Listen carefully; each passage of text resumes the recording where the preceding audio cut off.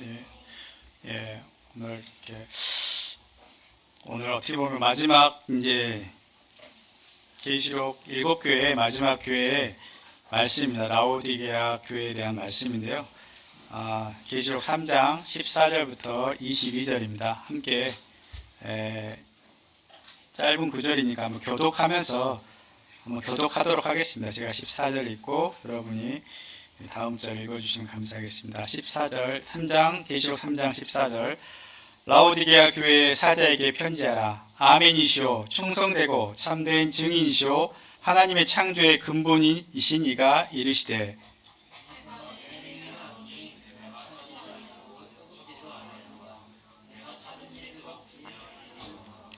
내가 이같이 미지근하여 뜨겁지도 아니하고 차지도 아니하니 내 입에서 너를 토하여 버리리라.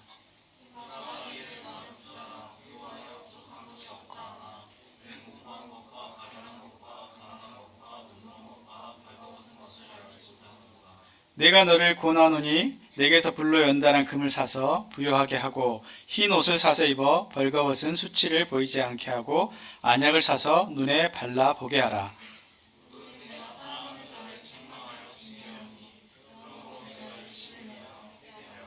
볼지어다 내가 문 밖에 서서 두드리노니 누구든지 내 음성을 듣고 문을 열면 내가 그에게로 들어가 그와 더불어 먹고 그는 나와 더불어 먹으리라.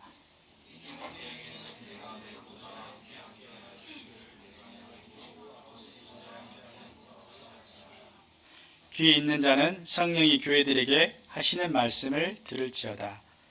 예, 우리가 이제 나중에 주님을 이렇게 직접 만나게 될 때, 신이 뵙게 될 때 무엇을 가장 아쉬워할까요? 어떤 것을 가장 주님을 만난 기쁨도 있겠지만 기쁨과 함께 어떤 것이 가장 후회스럽다고 생각이 들까요? 저는 좀 더 정말 주님 만났을 때 좀 더 주님의 말씀대로 이 세상에 살면서 열심히 살 걸 뭘 그렇게 주저주저 하면서 살았을까 이런 좀 생각이 들었는데요. 오늘 본문 말씀 14절의 말씀에 보면 주님을 아멘이시오 충성되고 참된 증인이시오 하나님의 창조의 근본이시니라 이렇게 소개하고 있습니다. 아멘이 무엇입니까? 정말 그렇습니다. 예. 주님은 말씀 그대로 우리가 아멘할 수 있고 진실로 그러하다는 것을 우리가 고백할 수 있습니다. 아멘이라는 말은 네 그렇습니다. 네 믿습니다. 이런 의미지 않습니까? 또 충성되게 참되게 우리에게 분명한 증거로 증인으로서 말씀으로서 모든 증거를 우리 가운데 증언하신 분입니다. 그리고 또 하나님의 창조의 근본이시라고 말씀하고 있습니다. 모든 만물의 근본, 모든 우리의 생명의 근원이시라고 이렇게 소개하고 있습니다. 그런 우리가 믿는 하나님이 그런 하나님인데 우리가 그런 하나님을 왜 좀 더 이 세상에 살면서 좀 더 믿지 못하고 믿음대로 행하지 못했을까 이런 후회가 주님 만났을 때 있을 것 같은 생각이 듭니다. 오늘 묵상하는 라오디게아 교회가 아마 그런 가장 후회하는 교회이지 않을까도 생각합니다. 그들의 어떤 신앙을 보면 미지근한 어떤 상태로 전락해 갔고 또 주님을 적당히 참 믿으면서도 또 나름대로 모임 생활하고 또 주님을 섬기는 일을 할 수도 있지만 그들의 마음은 하나님으로부터 점점 멀어지고 기쁨도 사라지고 의무감으로 아니면 형식적으로 행하는 그런 모습이었을 거라는 생각이 듭니다. 근데 주님은 이런 라오디게아 교회의 모습을 보고 어떻게 말씀하고 있습니까? 굉장히 강력하게 말씀하고 있습니다. 우리의 미지근한 차지도 않고 덥지도 않는 그리스도이면서도 그리스도인답게 온전하지 살지 못하는 그 그리스도를 향해서 물론 하나님의 긍휼하심도 있겠지만 그 이스라엘의 유대인들에게 주님도 강하게 독사의 자식들이라 이렇게 말할 정도로 강하게 했던 그 말씀처럼 오늘도 이들을 향해서 주님이 말씀하신 것은 강력하게 말씀합니다. 내가 너를 토해버리겠다. 내쳐버리겠다.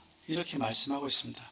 왜냐하면 하나님은 사실 우리의 마음과 중심을 원하시거든요. 우리의 외적 형식이나 그 섬김을 원하지 않습니다. 그래서 시편 51편의 말씀 보면 하나님은 제사를 원치 않는다. 사실 구약 시대에 주님이 제사를 제정하셨고 그렇게 매일 하시라고 그랬는데 왜 여기서는 제사를 원치 않는다고 하셨을까요? 그들이 형식적으로 드리는 마음이 멀리 떠나고 형식적으로 드려지는 그 제사를 주님이 싫어하시겠다. 정말 원치 않는다 말씀하고 있습니다. 오히려 상한 심령과 통회하는 마음을 기뻐하신다고 말씀하고 있습니다. 근데 여기에 더 큰 문제는 뭐라고 볼 수 있냐면 사실 라우디게아 교회의 더 큰 문제는 그들이 자신의 모습을 잘 모르고 있다는 사실입니다. 17절 말씀 한번 보시면 뭐라고 하고 있습니까? 내가 말하기를 나는 부자라 부여하여 부족한 것이 없다 이렇게 생각하고 있는 거예요. 왜 그렇게 생각했을까요? 물론 완전히 그들이 주님을 떠났다면 나는 주님 앞에 범죄한 자고 죄인이고 정말 주님을 거절한다라고 이렇게 스스로 정죄했을 텐데 이들은 정죄하지도 않습니다. 왜냐하면 나름 그들의 신앙생활을 했고 나름 어떤 주님을 섬기는 모습이 있었을 거란 생각이 듭니다. 그래서 주님도 섬기고 이 세상에 있던 어떤 부요도 이 세상의 어떤 추구도 섬기는 그러한 모습이 라우디게아 교회의 모습입니다. 그래서 그들은 나는 부자다. 부족한 게 없이 주님이 나에게 복을 내려서 이게 누리게 하시고 이런 부분에 어떤 만족함이 있었던 것 같습니다. 그런데 주님의 말씀은 주님의 판단은 주님의 생각은 그렇지 않습니다. 뭐라고 말씀하고 있냐 후반부에 내 공고한 것과 가련한 것과 가난한 것과 눈먼 것과 벌거벗은 것을 알지 못하는도다. 그들이 어떠한 모습인가를 사실 잘 모르고 있다고 말씀하고 있습니다. 뭐라고 판단하냐면 공고하다, 사막과 같이 몸이 건조하다, 그리고 불쌍하다. 가련하다는 것이 그죠? 그러니까 불쌍한 자다. 그리고 부유한 것 같지만 실상은 가난한 자다. 그리고 벌거벗은 자와 같고 눈먼 자와 같다 이렇게 말씀하고 있는 것입니다. 하나님 없이도 부유해진 사람, 하나님 없이도 별 문제 없이 살아가는 것은 하나님이 가장 심각하게 보고 계시는 문제인 것입니다. 이것은 다 후반부의 말씀 보면 이것을 뭐라고 하나님 말씀하셨냐면 교만이라고 말씀하고 있습니다. 왜?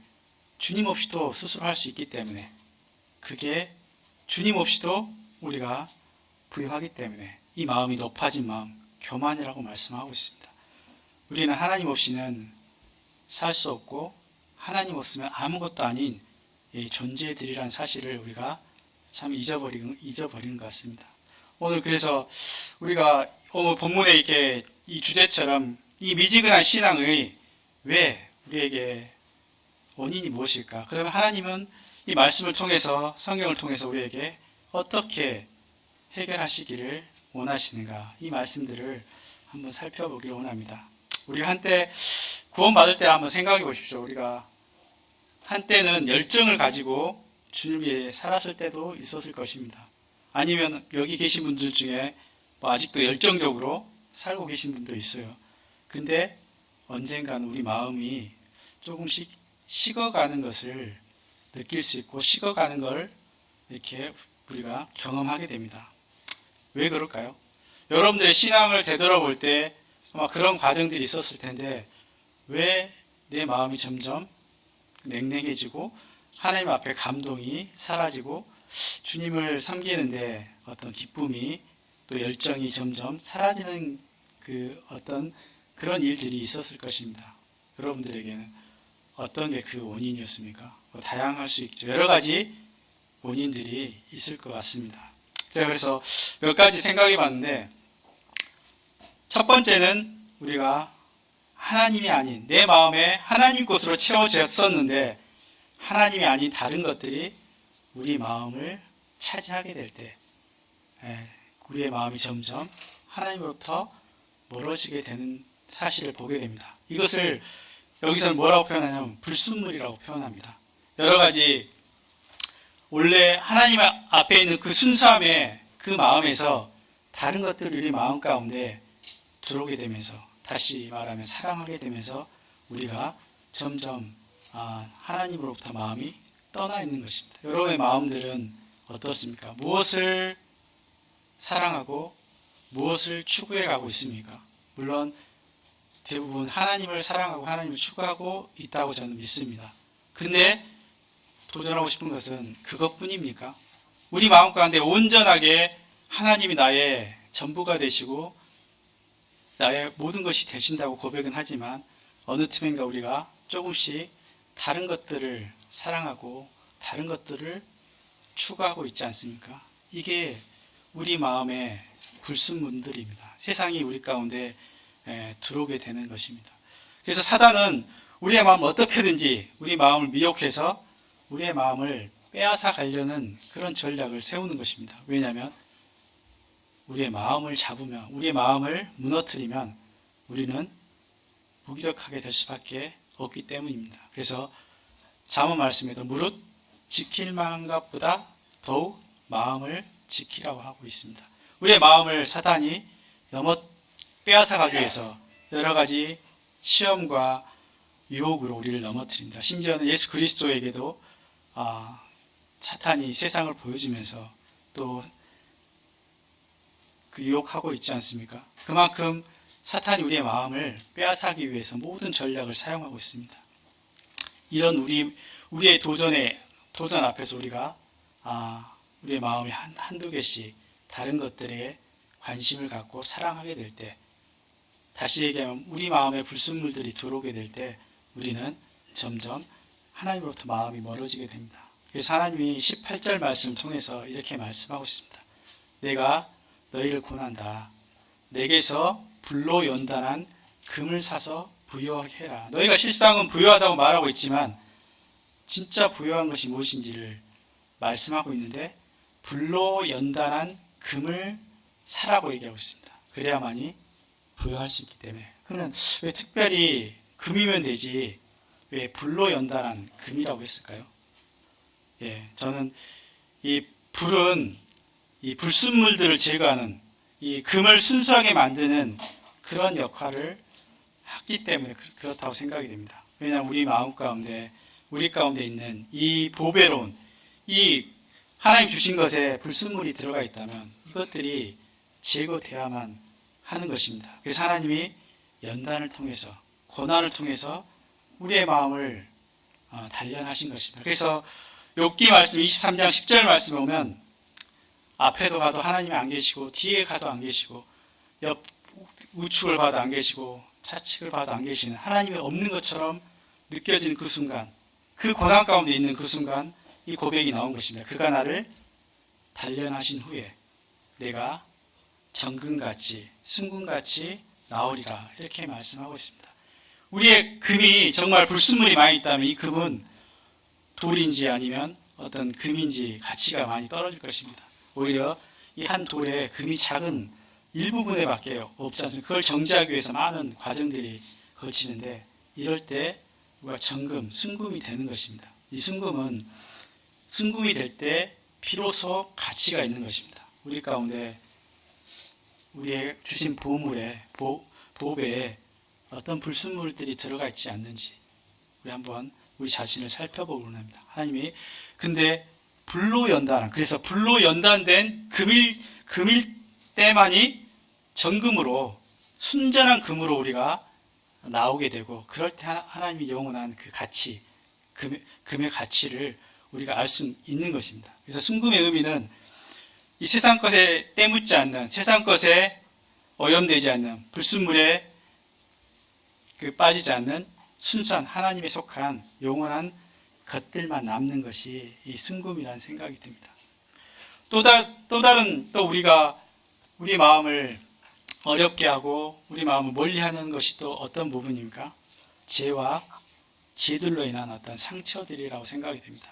사실 우리가 죄를 지으면 주님 앞에 나오기가 어렵습니다. 왜냐하면 죄 때문에 우리의 어떤 마음이 정죄되고 죄로 인해서 우리 마음이 하나님 앞에 나갈 수 없는 그런 스스로를 정죄하기 때문에 그렇습니다. 베드로의 경우도 그랬고 그 유명한 다윗의 어떤 이 성경에 하나님의 사람들도 사실 범죄했을 때 그들이 하나님 앞에서 멀어지게 됐습니다. 그래서 정말 베드로의 고백처럼 나 같은 자가, 나 같은 죄인이 어떻게 주님 앞에 나갈 수 있겠습니까? 그가 3번 주님을 부인하고 또 부인했던 베드로가 어떻게 주님 앞에 설 수가 있겠습니까?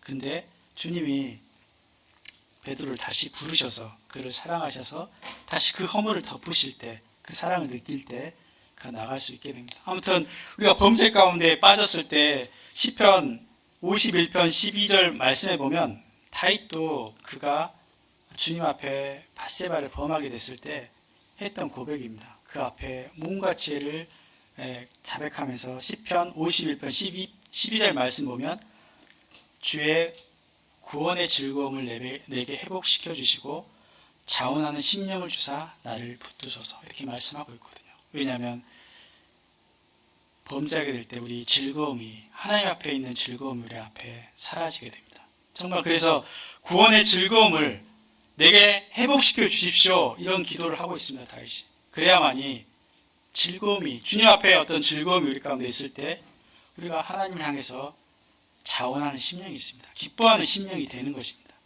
우리가 범죄에 넘어졌을 때 주님 앞에 다시 이런 고백을 해야 될 것 같습니다. 내가 주님 앞에 나가서 제 구원의 즐거움을 이 모든 허물을 물론 다 용서하셨지만 우리의 죄의 열매는 여전히 우리 가운데 우리가 받아들여야 하기 때문에 그 고통 가운데 우리가 주님의 즐거움을 빼앗아 가지 마십시오. 다시 그 즐거움을 내게 회복시켜 주십시오. 이런 기도가 이런 이 심령의 고백이 우리 가운데 있을 때 비로소 우리가 주님 앞에 온전한 관계가 회복되는 것을 보게 됩니다.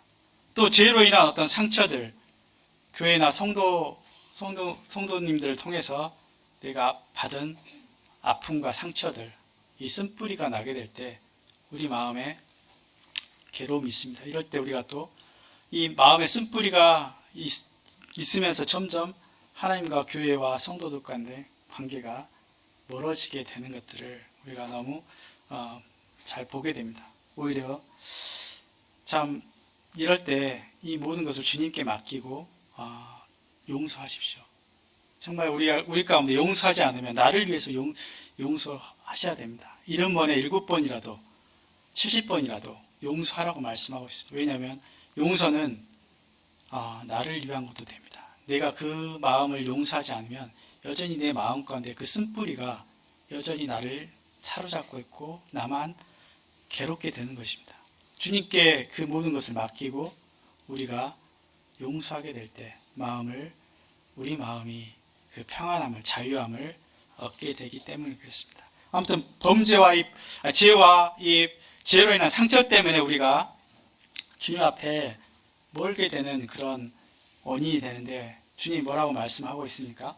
여기 보면 18절 이어서 보시면 흰 옷을 사서 입어 벌거벗은 수치를 보이지 않게 하라고 말씀하고 있습니다. 사실 이 수치스러움, 죄로 인해서 주님 앞에 나갈 수 없는 그 마음, 또 상처로 인해서 쓴뿌리가 나 있는 그 상처투성인 우리 마음 가운데 그 상처와 아픔을 죄를 덮을 수 있는 것은 예수 그리스도의 이 옷입니다. 이 흰옷은 예수 그리스도의 옷인 것입니다.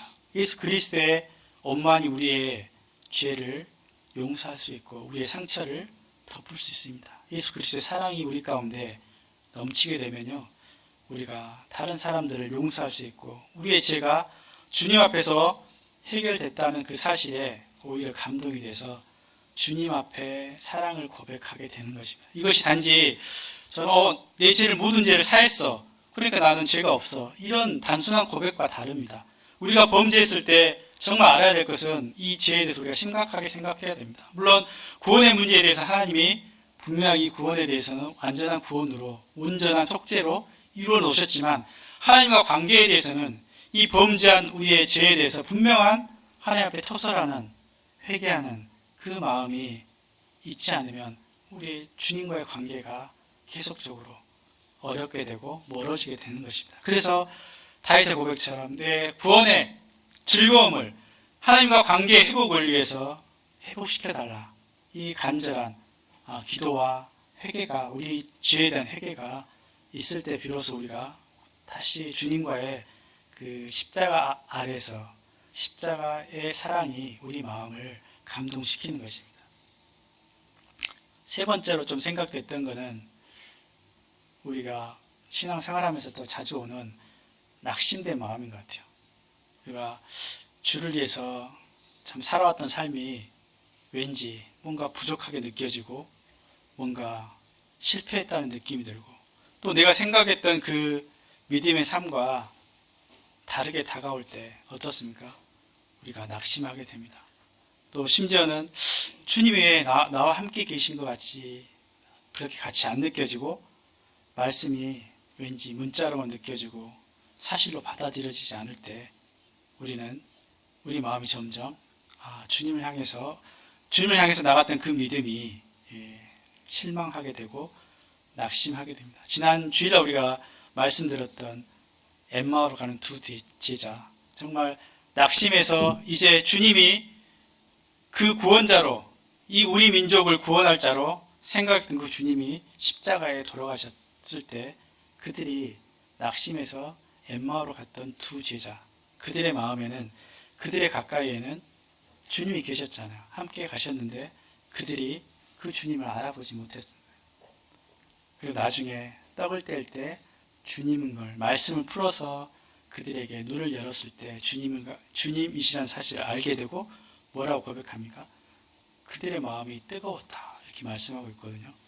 그래서 우리가 사실 낙심할 때가 많이 있어요. 이 환경 때문에, 상황 때문에.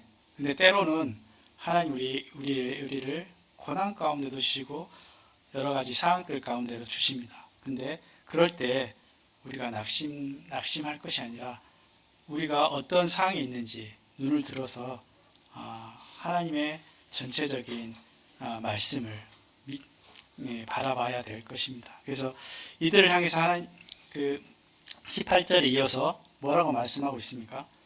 안약을 사서 눈에 발라 보게 하라 이렇게 말씀하고 있습니다. 눈이 가려져서 볼 수 없던, 눈이 가려지면 앞을 볼 수 없잖아요. 그래서 이 눈을 보게 할 수 있는 안약을 사서 이 눈을 보게 하라고 말씀하고 있습니다. 이 안약은 무엇이겠습니까? 이 안약은 하나님의 말씀입니다. 이 말씀을 통해서 우리가 내 현재 상황 가운데 왜 나를 낙심시키는 이 상황 가운데 하나님의 뜻이 무엇이고 하나님의 인도하심이 무엇이고 하나님 왜 저를 그렇게 하시는지 이 말씀 가운데 우리를 보여주시기 때문에 그렇습니다. 우리가 눈이 가려졌다면 이 상황이 보지 못해요. 좁은 길에서 그 상황 가운데 부딪힌 상황에서는 크게 보이지 않습니다. 말씀으로 우리 눈을 여실 때 하나님이 이렇게 하시는구나 하는 영적인 시각이 열려야만 영적인 것들이 보이기 시작합니다. 그래서 이 안약은 하나님의 말씀입니다. 그 예를 들어서 이제 신명기 말씀을 제가 말씀을 좀 드리겠는데요. 신명기 말씀은 어떻게 보면 모세 오경의 마지막 5번째 말씀입니다. 이 신명기의 말씀에는 신앙의 어떤 큰 그림이 사실 전체적인 그림을 보여주고 있습니다. 하나님의 약속과 구원과 또 광야에서의 훈련과 가나안에서의 신앙의 생활, 이 전반적인 부분들을 보여주고 있는 것입니다. 그렇기 때문에 내가 광야에 있다면 왜 나를 광야에 있는 게 아니라 이 광야는 거쳐가는 훈련의 과정인 것이에요. 그래서 하나님이 꼭 광야를 거치게 하셨고 또 약속하신 그 말씀을 이루시고 가나안에서의 삶을 말씀하고 있어요. 그래서 신명기에는 아브라함 창세기부터 했던 그 하나님의 약속을 통해서 구원의 하나님의 전반적인 계획들이 쭉 정리를 하면서 왜 하나님이 이렇게 하셨는지에 대한 말씀들이 쭉 나와 있습니다. 그 부분들을 잠깐 여러 부분의 말씀들을 잠깐 보도록 하겠습니다. 하나님의 창세기 12장부터 보면 아브라함을 통해서 하나님이 약속을 주시잖아요. 내가 너를 큰 민족이 이루게 하고 내가 복의 근원이 되게 하겠다. 복이 되게 하겠다. 모든 족속이 너로 말미암아 복을 받게 하시는 것이 하나님의 언약이에요. 약속이에요. 뜻이에요. 그래서 출애굽기 6장 7절에 보면 하나님이 여기서 고백하신 고백은 뭐냐면 너희를 내 백성으로 삼고 나는 너희의 하나님이 되겠다 하시는 게 하나님 뜻이에요. 내 백성으로 삼아서 너희를 하나님 나라인 이 가나안 땅에 들어가게 해서 하나님이 살아계심과 하나님이 어떠하심을 이곳에서 이 민족을 통해서 이스라엘 민족을 통해서 보이시면서 모든 족속이 너를 통해서 너희 나라를 통해서 복을 받게 하겠다. 하나님이 살아계시는구나. 하나님이 역사하고 계시는구나. 하나님이 이스라엘 가운데 계시는 그 하나님을 알 수 있게 하시는 것이 하나님의 뜻이었던 것입니다. 그런데 그들이 이제 출애굽하고 이제 광야에 오게 됐을 때 뭐라고 말씀하고 계시냐면 신명기 7장에 이제 와서 말씀하고 7장의 7절 말씀 보면 하나님 너희를 택하신 것이 너희가 사람이 많아서도 아니고 수요가 많아서도 아니다. 너희는 모든 민족 중에 가장 작은 민족이다. 내가 너희를 가장 작은 민족들을 택해서 너희를 내가 하나님의 나라로 삼는 이유는 하나님의 약속 때문이라는 사실. 우리가 사실 이스라엘 백성을 하나님이 택했던 이유는 그들이 잘나서가 아니라고 말씀하고 있습니다. 아브라함을 통해서 했던 너의 후손을 통해서 내가 큰 민족을 이루려고 했던 하나님 약속이 있기 때문에 그렇게 말씀하고 있는 것이거든요. 그들이 이제 애굽을 나와서 광야를 걷게 하셨는데 신명기 8장으로 넘어가면 뭐라고 말씀하는데 하나님 여호와께서 이 40년 동안 내게 광야길을 걷게 하신 것을 기억해라. 광야의 길도 가게 하십니다. 근데 40년 동안 이 광야의 길을 걷게 하신 이유가 있다고 말씀하고 있습니다.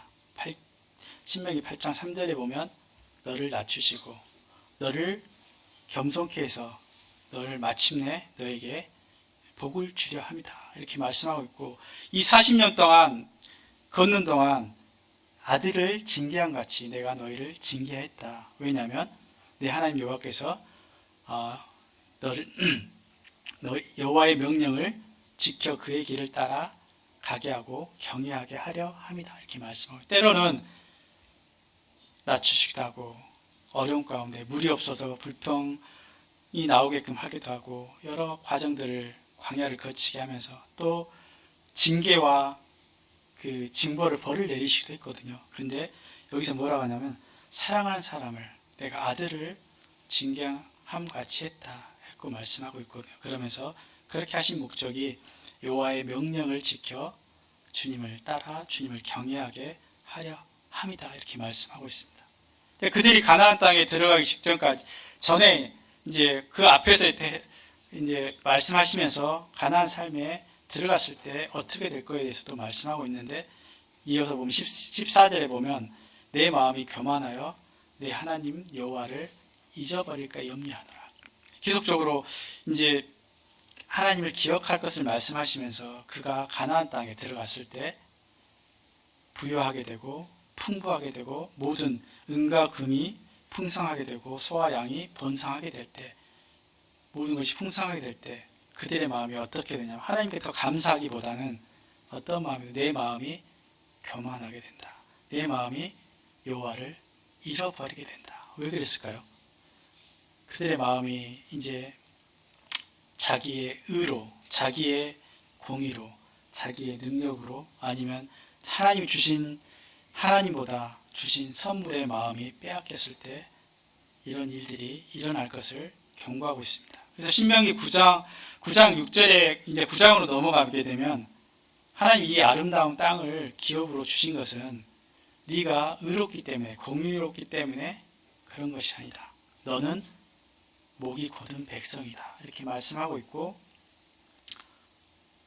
11장으로 넘어가면 너희가 배부를 때 너희는 스스로 삼가라 두렵건대 마음에 미혹하여 돌이켜 다른 신들을 섬기며 그것들에게 절하게 될 것이라고 말씀하고 있어요. 오히려 하나님이 주신 이 땅에서 하나님이 그 가나안 땅에서 역사하시는 그 하나님을 나타내야 될 그 이스라엘 백성들이 우상을 섬기고 그들을 따라갔던 그 이유가 그들의 교만 때문에 하나님 없이도 풍요로워지고 하나님 없이도 살아갈 수 있다는 그 교만으로 그들이 이제 마음이 빼앗기게 됐을 때 그들이 하나님을 떠나게 되는 것이었습니다. 그래서 신명기에서 계속 강조했던 말씀은 여호와 하나님을 잊지 마라 이렇게 말씀하시면서 내 자녀를 낳게 되면 자녀에게 집에 앉았을 때든지 길에 갈 때든지 누워 있을 때든지 일어날 때든지 이 말씀을 강론하고 또 내 집 문설주와 바깥문에 기록하라. 하나님 말씀을 기억해라. 어디든지 너희 자녀들이 태어나면 그 좌우 문설주 어디든지 이마에 또 너희 마음에 또 손에 이 말씀을 적어서 기록하고 기억하라고 말씀하고 있습니다. 그래야만이 이 말씀 가운데서 하나님이 우리 가운데 어떤 약속과 어떤 말씀을 우리 가운데 인도하시는지 우리가 기억할 수 있기 때문에 그렇습니다. 우리가 이 마음이 미혹되지 않기 위해서 우리 이 말씀을 마음에 두라고 이렇게 말씀하고 있습니다. 이처럼 우리의 어떤 말씀이 없으면 왜 우리 가운데 이런 광야를 걸어야 하고 왜 내가 하나님 앞에 어떻게 살아가야 되고 그걸 알 수가 없는 것입니다. 그래서 우리가 말씀 가운데 이 말씀이 우리 가운데 어떻게 우리를 구원하시고 우리를 광야 가운데 건너하시고 또 가나안 땅에 살게 하시는 그 주님의 뜻을 알아가야 되는 것입니다. 그럼 어떻게 하면 마지막으로 우리가 신앙의 어떤 열정을 회복할 수 있을까요? 오늘날도 이렇게 우리의 신앙들이 많은 도전을 받고 있습니다. 주님을 믿지만 주님의 어떤 말씀을 우리가 가지고 있지만 세상도 우리 마음에 많은 도전과 미혹들을 우리 가운데 주고 있습니다. 열왕기상 18장 21절 말씀을 제가 읽어드리겠습니다. 이 말씀은 엘리야 시대의 말씀이거든요. 엘리야가 이제 아합 왕 때 엘리야만 혼자 남았을 때 이 바알 선지자들과 아세라 선지자들을 대적했던 그 부분의 말씀이 열왕기상 18장에 있는 말씀입니다. 18장 21절 말씀에 보시면 엘리야가 모든 백성에게 가까이 나와 이르되 너희가 어느 때까지 둘 사이에서 머뭇하려느냐. 여호와가 만일 하나님이면 그를 따르고 바알이 만일 하나님이면 그를 따를지어다 하니 백성이 한마디도 대답하지 아니하는지라. 이 말씀은 설명했던 것처럼 아합 왕 시대에 이세벨이란 그 왕비를 통해서 바알의 우상들이 들어왔고 아세라의 우상들이 들어와서 선지자들을 죽여서 이제 엘리야 선지자 한 명만 남았던 상황이에요. 여기 보면 이 갈멜산에서 그들에게 이제 도전했던 그 장면이거든요. 거기에는 바알의 선지자가 450명이 있었고 아세라 선지자가 400명이 있었습니다. 이것들은 어떻게 보면 이 백성들이 하나님의 선지자가 한 명만 있었던 이 시대 가운데 어떻게 말씀을 지키고 그 말씀을 따를 수 있었겠습니까? 오히려 450명, 400명, 850명의 그들의 선지자와 왕이 섬기는 그 아합 왕과 이세벨 그 왕비의 그 영향권 아래 하나님의 말씀을 지키기가 쉽지 않았을 것입니다. 그럴지라도 우리가 어디에 사이에 머뭇거리고 있습니까? 숫자에 이 850명이란 그 많은 어떤 우리에게 영향을 주는 하나하나의 어떤 일들이라고 생각합니다. 그렇지만 이들이 우리에게 많은 영향을 줄 수도 있지만 이 일을 행하시고 이 번제단에 이 일을 행하시는 분은 엘리야 선지자 한 명을 통해서 이 일들을 행하신 것을 보게 됩니다. 우리가 숫자로 따진다면 당연히 이 바알을 섬기는 아세라를 섬기는 그곳의 영향을 더 많이 받을 것입니다. 그렇기 때문에 이 백성들이 머뭇거리고 있는 사항들을 우리가 보게 됩니다. 하나님 뭐라고 말씀하시냐면 언제까지 물론 안다. 많은 사람들이 내 주변에 있는 많은 것들이 우리를 유혹하고 너를 넘어뜨리려고 하고 우리를 미혹하는 이런 많은 것들이 있지만 그럴지라도 우리가 거기에 머뭇거리지 말라고 말씀하고 있습니다. 그들이 신앙이 온전히 어떤 숫자에 불과하는 그런 것을 따르는 것이 아니라 여호와 엘리야의 선지자를 통해서 말씀하신 그 하나님 앞에 우리가 온전한 마음으로 나가야 될 것을 말씀하고 있습니다. 우리가 머뭇거리고 있다면 우리가 여전히 그 사이에서 왔다 갔다 한다면 이 이스라엘 백성의 어떤 모습처럼 우리가 여전히 하나님 안에서 온전히 따르지 못하는 그런 모습으로 우리가 살아갈 수밖에 없다는 것을 보게 됩니다. 언제까지 그 중간 사이에서 우리가 머뭇거려야 되는지, 물론 이게 보기에는 쉽지 않을 일일 수 있습니다. 그렇지만 분명하게 우리가 여기에 뭐라고 하냐면 여호와 하나님이 만약 하나님이시면 그를 따르라고 했어요. 비록 한 명의 선지자가 있다 하더라도 누가 하나님인지 누구를 따라야 되는지 우리가 분명하게 봐야 됩니다. 하나님이 누구입니까? 우리 마음 가운데 우리 하나님이 무엇입니까? 850명의 많은 사람들이 많은 것들이 우리의 하나님을 대신할 수 있습니까? 만일 여호와 하나님이 하나님이면 그를 따르라 이렇게 말씀하고 있습니다. 우리가 쉽게 정말 숫자에 또 이런 주변의 영향을 받을 수 있습니다. 그렇지만 우리의 마음 가운데 새겨야 될 것은 누가 우리의 하나님이신지 우리가 분명한 태도를 취해야 될 것입니다. 19절 말씀, 계시록 오늘 본문 3장 19절 말씀 보겠습니다. 무릇 내가 사랑하는 자를 책망하여 징계하노니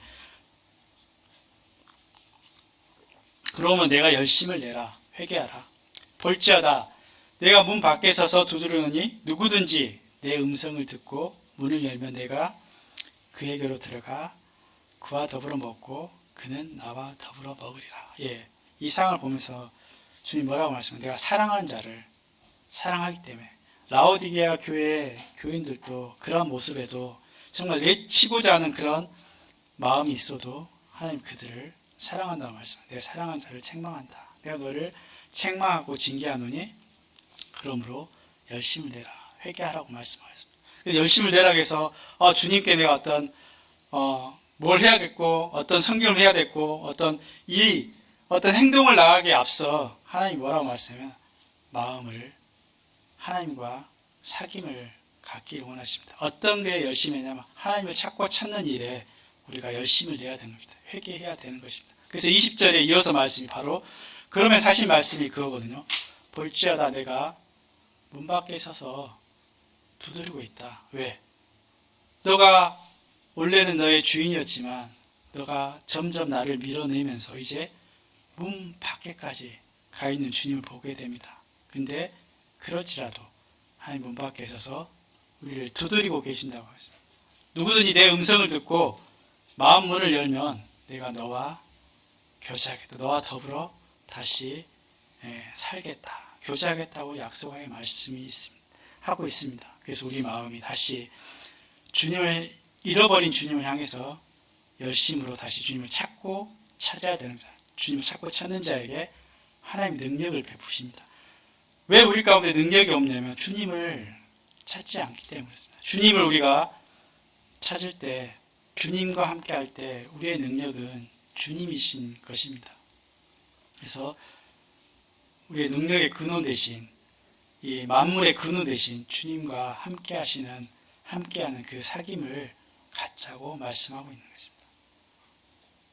참 이상 이렇게 계시록에 있는 7교의 말씀을 보면서 우리는 이 7교의 말씀은 우리의 어떤 신앙의 여정을 어떻게 보면 지나가는 여정을 사항들을 말씀하고 있다고 생각이 됩니다. 나는 어떤 교회에 속하는지 한번 생각해 보시기 바랍니다. 에베소 교회에서 어떤 말씀했습니까? 첫사랑을 잃어버렸다. 첫 행위를 너희가 버렸다고 말씀하고 있어요. 내가 어디서 떨어졌는지 왜 생각하고 회개하라고 말씀하고 있습니다. 서머나 교회에서는 어떤 말씀하고 있습니까? 믿음의 고난 가운데 있는 모습을 말씀하고 있었습니다. 정말 우리가 때로는 믿음의 고난이 있습니다. 근데 뭐라고 말씀하시냐면 두려워하지 말라. 진정한 생명의 면류관이 너에게 이들에게 주어졌다고 말씀하고 있어요. 버가모 교회에서는 뭐라고 말씀했습니까? 믿음을 저버렸지 않지만 그들 가운데 하나님 지적했던 것은 세상과 타협하는 부분이었어요. 주님을 떠나서 주님을 믿음을 버리지 않았지만 세상과 타협해서 점점 무너져가는 그 교회를 향해서 회개하라고 말씀하고 있습니다. 두아디라 교회에서는 어떤 말씀했습니까? 그들의 믿음이 성장하고 더 성장해 가지만 자칫 죄악에 빠질 수 있다고 말씀하고 있습니다. 그래서 내가 가지고 있는 믿음을 굳게 잡으라 말씀하고 있습니다. 사대교회를 향해서 무슨 말씀하고 있습니까? 그들은 신앙이 죽었다. 그들의 죽어있는 신앙의 모습을 말씀하고 있습니다. 우리가 이들을 향해서 주님이 일어나라. 너희가 죽은 자가 아니다. 너희가 살아있는 자고 살 자인데 왜 죽은 자처럼 우리가 있는지 일깨어 날 것을 말씀하고 있습니다. 빌라델피아 교회에서 말씀 뭐라고 했습니까? 말씀을 지키는 자, 작은 것을 가지고 작은 능력을 가지고 말씀을 지키는데 인내해라. 왜냐하면 우리가 말씀을 지키다가 또 흔들릴 수 있기 때문에 흔들리지 말고 인내할 것을 말씀하고 있습니다. 오늘 라우디아 교회에서는 열정이 식은 미지근한 이 신앙생활을 말씀하셨는데 열심을 내라. 주님을 열심히 찾고 회복해라 말씀하고 있습니다. 내가 문 밖에 서서 두드린다고 말씀하고 있습니다. 나는 이 일곱 교회의 모습은 우리의 신앙을 아까 모습을 말씀하고 있는데 나는 어떤 교회의 모습이십니까? 한번 스스로 되돌아보기 원합니다. 한 번뿐인 인생입니다. 여러분의 젊음도 그리 오래 가진 않습니다. 저도 이렇게 나이를 많이 좀 먹었지만 정말 제 인생 가운데 제가 무엇을 남겨야 될까? 이 짧게 지나간 이 인생 가운데 하나님이 이 땅에 우리가 살아있게 하신 목적이 있는데 하나님 향한 저의 목적이 무엇이고 내가 어떻게 하기를 원하시는지 하나님 앞에 우리가 나가야 되고 하나님 앞에 우리가 무릎을 꿇어야 되는 것입니다. 그래서 정말 한 사람을 통해서 믿는 한 사람을 통해서 믿는 자를 찾으신 하나님을 통해서 어떻게 능력을 베푸시는지 어떠한 일을 행하시는지 우리가 그 남는 영원히 남길 것을 하나님 앞에 인생을 드리면서 남기는 그런 삶을 살아야 할 것입니다. 시간이 다 돼서 기도하고 이렇게 마치겠습니다.